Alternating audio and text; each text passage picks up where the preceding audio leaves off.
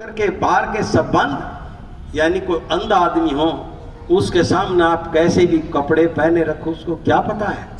इसी प्रकार से अपने सारे के सारे बाहर के दरवाजे बंद करके एक ही अवस्था के अंदर वो महापुरुष सारा जीवन आपके बीच के अंदर लगा करके गए। अब तज पाखंड नाम से लागे सोई जगत में सूचा, ना उनके कोई बेटा ना बेटी ना चेला ना चेली, और फिर भी इतनी धूम धड़ाक से हम उनका संस्कार कर रहे हैं। आराध्य सतरवीं का त्योहार क्यों कर रहे हैं? क्योंकि पाखंड से दूर रह करके और नाम के साथ लगे तो वो सच्चे हमारे हृदय के अंदर आज भी सूचे के रूप में है। इस जीवन के अंदर ये जो बात कोई भी महापुरुष अपने मुख से नहीं कह रहा है।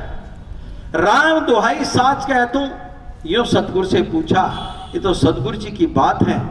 जैसे सतगुरु बंदी छोड़ महाराज गरीबदास जी की वाणी आप पढ़ते हो तो महाराज पूरी वाणी के अंदर किसी वेदों का शास्त्रों का ग्रंथ का इतिहास नहीं दिया। उन्होंने अपने हृदय से अपने आप मंथन करते हुए उस वाणी का उच्चारण किया, जिसके अंदर चारों वेद, 6 शास्त्र, 18 पुराण, 27 स्मृतियां, जितना भी इतिहास है सबकी कलियुग के व्याख्यान तक का इतिहास उसके अंदर दे दिया। इसी प्रकार उन्होंने अपने अंदर की बातों को अपने जीवन के अंदर उतारा और वही जीवन के अंदर हमारे को प्रेरित करते हुए आज हमारे को बैठने के लिए यहां पर प्रेरित किया। इस जीवन के अंदर राज करते राजा बूढ़े हो गए सुना पूछा, बड़े बड़े राजा जिन्होंने परमात्मा को नहीं भजा, परमात्मा से दूर रहे, डूब गए। या तो कुत्ते की तरह जिए, या कुत्ता बन गए, या बूचे बन गए। जैसे एक राजा को पकड़ करके जेल में दे दिया जाता तो कुत्ते जैसी जिंदगी और बुच्चे जैसा जीवन उसका होता है।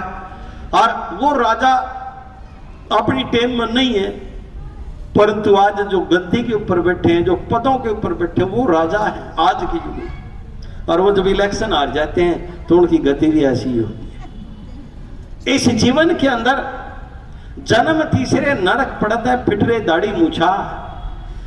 कहते हैं तप से राज, राज से मद मानम, और जन्म तीसरे शुक्र स्वानम। जब बहुत बड़ा तप होता है तो उतना ही बड़ा राजा बनता है, और राजा बनने के बाद अहंकार हो जाता है, मान के अंदर फंस जाता है। अगर मान के अंदर फंस जाता है तो वो ऐसे यहां पर आकर के बैठता नहीं है।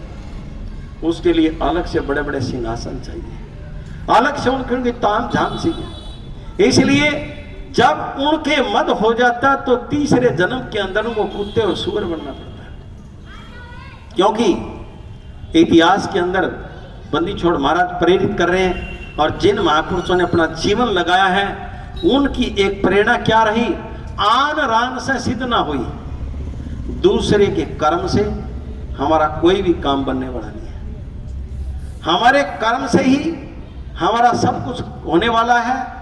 सत्का राज धर्मराय कर ही, अपना किया सब दंड भर ही।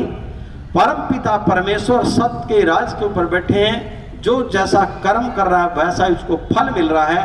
रिश्ते बहुत हैं, संबंध बहुत हैं। जैसे एक सामने माता बैठी है, वो किसी की माँ है, किसी की दादी है, किसी की ताई है, किसी की मौसी है, किसी की बुआ है, किसी की भतीजी है, किसी की नानी है। वो सब 56 करीब एक इंसान के रिश्ते होते हैं, परंतु कर्म किसी का कोई रिश्ता नहीं है।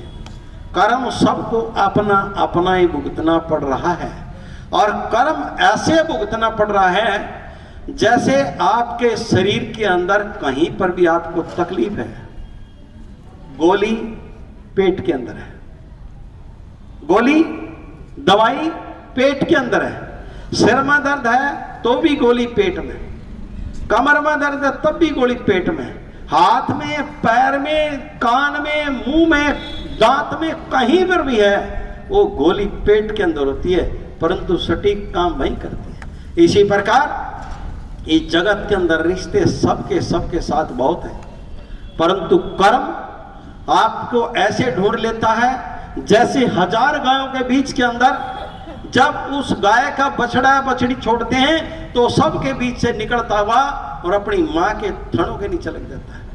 इसी प्रकार कर्म भी हमारे को सबके बीच के ढूंढ करके और हमारे को भुगताने के लिए हमारी धन की तरह पकड़ करके खड़ा हो जाता है। इसलिए